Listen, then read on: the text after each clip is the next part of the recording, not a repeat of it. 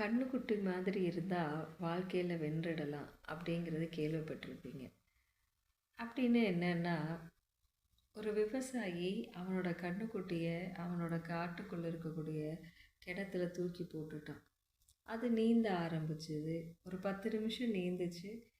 உடனே அது தத்தளிக்கிறத பார்த்துட்டு இவன் தூக்கி தடவை கொடுத்துட்டு திரும்பவும் தூக்கி கிணத்துல போட்டுட்டான். அது நீந்துது நீந்துது நியர்லி ஒரு 30 மினிட்ஸ் நீந்திக்கிட்டே இருக்குது. திரும்பவும் என்ன பண்ணுறான், கண்ணுக்குட்டி மேலே தூக்கி அதுக்கு தடவி கொடுத்துட்டு திரும்ப தூக்கி உள்ள கிணத்துக்குள்ளே போட்டுறான். இப்போ என்ன பண்ணுதுன்னா, அந்த கண்ணுக்குட்டி 1 hour நீந்த ஆரம்பிச்சிருச்சு. தைரியமாக நல்லா நீந்த ஆரம்பிச்சிருச்சு. இப்போ அந்த விவசாயி கற்றுக்கவே இல்லை. அவன் பாட்டுக்கு அவனுடைய வேலைகளை காட்டுக்குள்ளே அவன் செஞ்சிட்ருக்கான். அவன் பாட்டுக்கு அவனோட வேலைகளை காட்டுக்குள்ளே செஞ்சிட்ருக்கான். அந்த கண்ணுக்குட்டி மேலே அவர் இருக்காருன்னு சொல்லிட்டு தைரியமாக நீந்திட்டுருக்கு. இப்போது இதை ஒரு லைஃப்பில் நம்ம என்ன கனெக்ட் பண்ணுறோன்னா, நம்மளை பார்த்துக்கிறதுக்கு இறைவன் இருக்கார்.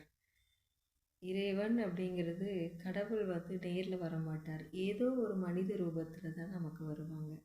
மேபி உங்களை ஒருத்தர் உங்கள் லைஃப்பை கொண்டு போகிறதுக்கு ஒரு ஹோப்ஃபுல்லாக இருக்கக்கூடிய பர்சன் மேபி உங்கள் கணவராக இருக்கலாம், உங்களுடைய அப்பாவாக இருக்கலாம், அண்ணாவாக இருக்கலாம், தம்பியாக இருக்கலாம், ஃப்ரெண்ட்ஸாக இருக்கலாம், அக்கா, தங்கச்சி, இந்த மாதிரி யாரோ ஒருத்தர் உங்களுக்கு லைஃப்பில் ஒரு ஹோப் கொடுத்துட்டே இருப்பாங்க.